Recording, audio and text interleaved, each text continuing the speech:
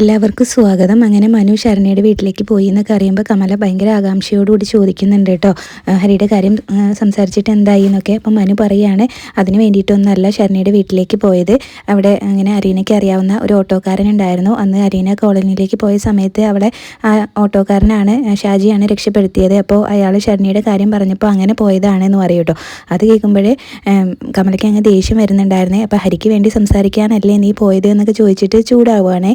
അപ്പം മനു പറയുന്നുണ്ടായിരുന്നു, അമ്മയുടെ അച്ഛൻ്റെയും വാക്ക് കേട്ട് ഞാൻ അരീനയോട് ഹരിയുടെ കാര്യം സംസാരിച്ചു. രോഹിത്ത് ഒരു തെറ്റ് ചെയ്യാഞ്ഞിട്ടും അങ്ങനെ രോഹിത്തിന് വേണ്ടിയിട്ട് അവളെ ശരണ്യനോട് സംസാരിച്ചിട്ടില്ല. പിന്നെ അല്ലേ ഈ തെറ്റെല്ലാം ചെയ്ത് ഹരിക്ക് വേണ്ടി അവൾ സംസാരിക്കുന്നത്.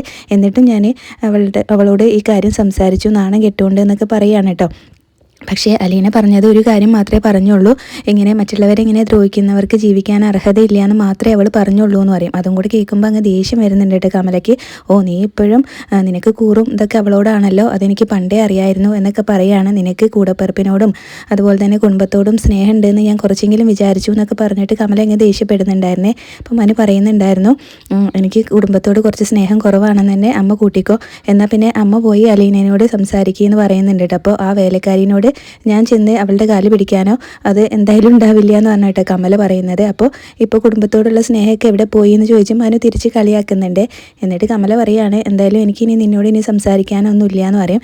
പിന്നീടാണ് മനു പറയുന്നത്, ഞാൻ ഹരിയുടെ കാര്യം മാത്രമല്ല അലീനയോട് സംസാരിച്ചത്, എൻ്റെ കാര്യം കൂടെ സംസാരിക്കാനാണ് പോയത് എന്ന് പറയട്ടെ. എന്നിട്ട് പറയുകയാണ്, എനിക്ക് അലീനേനെ ഇഷ്ടമാണെന്നും കല്യാണം കഴിക്കാൻ താല്പര്യമുണ്ടെന്ന് ഞാൻ അവളോട് പറഞ്ഞു, അവളെ മാത്രമേ കല്യാണം കഴിക്കാൻ താല്പര്യമുള്ളൂ എന്നും പറഞ്ഞിട്ടാണ് ഞാൻ വരുന്നതെന്ന് പറയും. അതും കൂടി കേൾക്കുമ്പോൾ കമലയുടെ ഇതങ്ങ് ദേഷ്യം ഇരട്ടിച്ച് വരുന്നുണ്ട് കേട്ടോ. ശിവേട്ട ഇവൻ പറയുന്നത് കേട്ടോ, ആ വേലക്കാരി പെണ്ണിനെ ഇവനിങ്ങനെ കല്യാണം കഴിക്കുന്നു, ശിവേട്ടനെ ഒന്നും പറയാനില്ലേ എന്നൊക്കെ ചോദിച്ച് അതുപോലെ തന്നെ ശിവനോടും കമല ചൂടാവുകയാണ് കേട്ടോ. അപ്പോൾ അതിൻ്റെ ഇടയിൽ ശിവൻ പറയുന്നുണ്ടായിരുന്നു, രണ്ടുപേരും ഒന്ന് നിർത്തുവോന്ന്. അപ്പോൾ രാവിലെ തുടങ്ങിയതാണല്ലോ എൻ്റെ തല തിന്നാനെന്നൊക്കെ പറഞ്ഞിട്ട് ശിവനാണെങ്കിലും ദേഷ്യപ്പെടുന്നൊക്കെ ഉണ്ട് കേട്ടോ.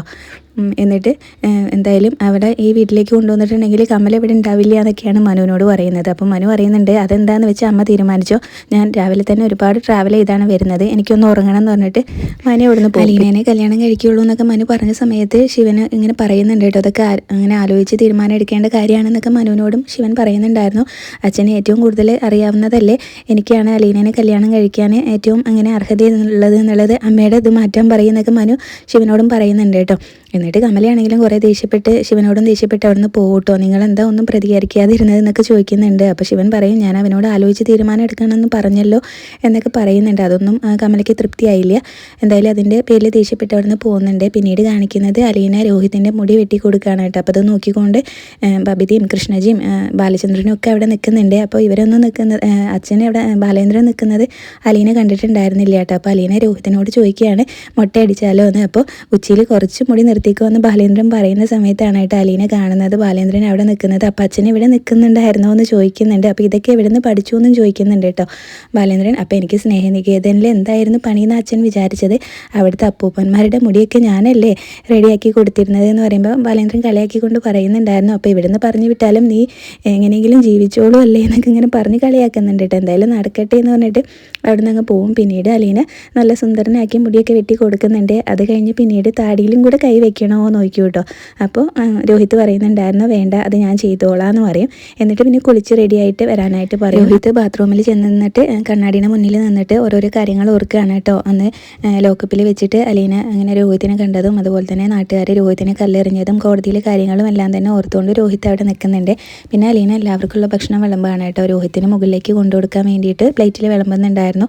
അപ്പോൾ ബാലേന്ദ്രനും കൃഷ്ണജിയും ബബിതയും കൂടെ ഭക്ഷണം കഴിക്കാൻ വന്നിരിക്കും. അപ്പോൾ രോഹിത്തിനുള്ള ഭക്ഷണം മുകളിലേക്ക് കൊണ്ടു കൊടുക്കുകയാണോ എന്ന് ബാലേന്ദ്രൻ ചോദിക്കുമ്പോൾ അതേന്ന് പറയും കേട്ടോ. അപ്പോൾ ഇപ്പോൾ അവൻ്റെ അസുഖമൊക്കെ മാറിയല്ലോ, പനിയൊക്കെ മാറി കുളിച്ചില്ലേ, ഇനി ഇവിടെ വന്നിരുന്ന് കഴിക്കാൻ പറയുമെന്ന് പറയും കേട്ടോ ബാലേന്ദ്രൻ. അപ്പോൾ അലീന പറയുന്നുണ്ട്, അവനിങ്ങനെ എല്ലാവരെയും ഫേസ് ചെയ്യാൻ ബുദ്ധിമുട്ടായിരിക്കും എന്ന്. അപ്പോൾ വീട്ടിലുള്ളവരെ ഫേസ് ചെയ്യാൻ തന്നെ ബുദ്ധിമുട്ടാണെങ്കിൽ പിന്നെ നാട്ടുകാരെ എങ്ങനെ ഫേസ് ചെയ്യും, അത് മാറിയല്ലേ പറ്റുള്ളൂ, എന്തായാലും ഇവിടെ വന്നിരുന്ന് കഴിക്കാൻ പറയുമെന്ന് പറയുമ്പോൾ അലീന പറയും, ഞാൻ പറഞ്ഞു നോക്കാമെന്ന് പറഞ്ഞിട്ട് മുകളിലേക്ക് പോകട്ടോ അലീന. അപ്പം ബബിത പറയുന്നുണ്ട്, രോഹിയേട്ടൻ വരില്ല എന്നിട്ട്. അപ്പോൾ നീയാണോ അവൻ്റെ പിയ, അതെങ്ങനെ നിനക്കറിയാമെന്ന് ചോദിക്കും കേട്ടോ ബാലേന്ദ്രൻ. അപ്പോൾ രോഹിയേട്ടൻ രോഹിത്തിനെ ഞങ്ങളോട് സംസാരിക്കാൻ പോലും മടിയാണ് എന്നൊക്കെ പറയുമ്പോൾ അതൊക്കെ മാറണ്ടേന്നാണ് കേട്ടോ ബാലേന്ദ്രനും പറയുന്നത്. അങ്ങനെ പിന്നീട് രോഹിത്ത് കുളിച്ച് ഡ്രസ്സൊക്കെ മാറിക്കൊണ്ടിരിക്കുമ്പോഴാണ് കേട്ടോ അലീന അങ്ങോട്ടേക്ക് വന്നിട്ട് രോഹിത്തെ എന്ന് വിളിക്കുന്നത്.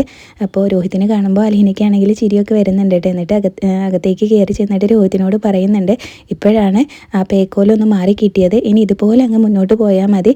അപ്പോൾ രോഹിതൻ തിരിച്ച് അലീനയോട് ചോദിക്കുന്നുണ്ടല്ലേ തരക്കേടില്ല അല്ലേന്ന്. അപ്പോൾ നന്നായിട്ടുണ്ടെന്ന് അലീന പറയും കേട്ടോ. അപ്പോൾ രോഹിത് പറയുന്നുണ്ടായിരുന്നു, ഇപ്പോഴും എനിക്ക് കുറച്ച് എനർജി കിട്ടിയ പോലെ തോന്നുന്നുണ്ട് എന്നൊക്കെ പറയുന്നുണ്ട് കേട്ടോ.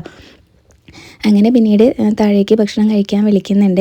അച്ഛൻ അവിടെ കാത്തിരിക്കുകയാണ്. അച്ഛന് ഇങ്ങനെ നിൻ്റെ ഒപ്പം ഇരുന്ന് ചോറ് കഴിക്കണമെന്ന് കുറേ ആയില്ലേ, നീ ഒറ്റയ്ക്ക് ഇവിടെ ഇരിക്കുന്നു, അപ്പോൾ അങ്ങോട്ട് വാന്ന് പറയുമ്പോൾ അലീനയോട് പറയുന്നുണ്ട് കേട്ടോ, വേണ്ട എനിക്ക് എല്ലാവരെയും ഫേസ് ചെയ്യാൻ ബുദ്ധിമുട്ടാണ് എന്നൊക്കെ. അപ്പോൾ അച്ഛൻ ഇങ്ങനെ നിന്നെ വഴക്ക് പറയാനൊന്നല്ല, നിൻ്റെ ഒപ്പം ഇരുന്ന് കഴിക്കാനുള്ള ആഗ്രഹം കൊണ്ടാണ് എന്നൊക്കെ പറഞ്ഞ് നിർബന്ധിച്ച് ഞാൻ ഇവിടെ കൊണ്ട് തരില്ല, ഇത്രയും ദിവസം നിനക്ക് സുഖമില്ലാത്തതുകൊണ്ടാണ് ഇവിടെ കൊണ്ട് തന്നത്, ഇന്ന് നീ താഴേക്ക് വരണം എന്ന് പറഞ്ഞിട്ട് അലീന പോകാൻ തുടങ്ങുമ്പോൾ രോഹിത് അലീന ചേച്ചി എന്ന് വിളിക്കുകയാണ് കേട്ടോ. അത് കേട്ട് അലീനയാണെങ്കിലും വിശ്വസിക്കാൻ പറ്റാതെ അങ്ങ് തിരിഞ്ഞ് നിന്നിട്ട് ചോദിക്കുന്നുണ്ട് കേട്ടോ, നീ എന്താ വിളിച്ചത് എന്ന്. അപ്പോൾ രോഹിത് പറയുന്നുണ്ടായിരുന്നു, ചേച്ചി എനിക്ക് ഇന്നത്തേക്കും കൂടെ ഇങ്ങോട്ടേക്ക് ഫുഡ് തരുമോ, ഞാൻ താഴേക്ക് പിന്നെ വന്നോളാം എന്നൊക്കെ പറയുന്നുണ്ട് കേട്ടോ. അപ്പോൾ അലീനയും ചോദിക്കുന്നുണ്ട്, നീ ഇതിങ്ങനെ അറിയാതെ വിളിച്ചതാണോ, അബദ്ധം പറ്റിയതാണോ, അതോ ആരെങ്കിലും പറഞ്ഞിട്ട് വിളിച്ചതാണോ എന്നൊക്കെ ചോദിക്കുമ്പോൾ അല്ല, അങ്ങനെ അറിഞ്ഞുകൊണ്ട് വിളിച്ചതാണെന്ന് തന്നെ രോഹിത് സമ്മതിക്കുകയാണ് കേട്ടോ.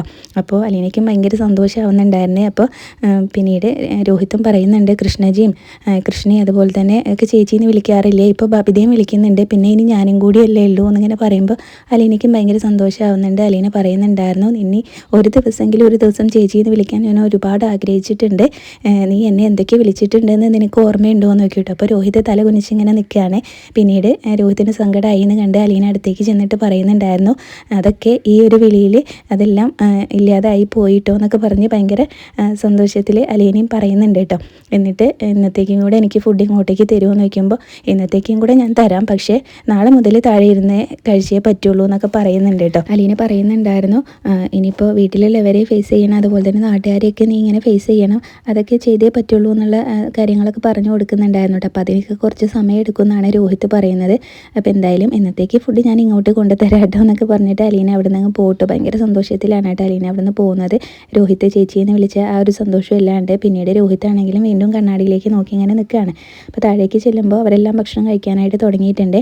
അപ്പോൾ രോഹിത് വന്നില്ലല്ലോ. അപ്പോൾ രോഹിത്തിനുള്ള ഭക്ഷണം മുകളിലേക്ക് കൊണ്ടു കൊടുക്കുക എന്ന് പറയുമ്പോൾ ബാലേന്ദ്രന് അതങ്ങ് ഇഷ്ടപ്പെടുന്നില്ല കേട്ടോ. അപ്പോൾ അവന് ഇവിടെ വന്നിരുന്ന് കഴിച്ചാൽ എന്താ എന്നൊക്കെ തന്നെയാണ് കേട്ടോ ചോദിക്കുന്നത്. അപ്പോൾ ഇത്രയും ദിവസം അവൻ അവിടെ ഇരുന്നല്ലേ കഴിച്ചത്, ഇന്നത്തേക്കും കൂടെ അങ്ങോട്ടേക്ക് കൊണ്ടു കൊടുക്കുക എന്ന് പറയുമ്പോൾ കൃഷ്ണമോൾ പറയുന്നുണ്ടായിരുന്നു, അലീന ചേച്ചി അല്ലേ, അലീന ചേച്ചി രോഹിത്തിനെ താഴെ കൊണ്ടുവന്നോളൂ എന്ന് പറയും. അപ്പം ബാലേന്ദ്രൻ പറയുകയാണ്, നീ പണ്ടേ അവളുടെ ടീമാണല്ലോ എന്ന്. അപ്പോൾ കൃഷ്ണ അങ്ങനെ കളിയാക്കുന്നുണ്ടായിരുന്നു, അലീന ചേച്ചിയുടെ ടീമിൻ്റെ മാനേജറാണോ ഈ പറയുന്നതെന്ന് പറഞ്ഞ് കളിയാക്കി.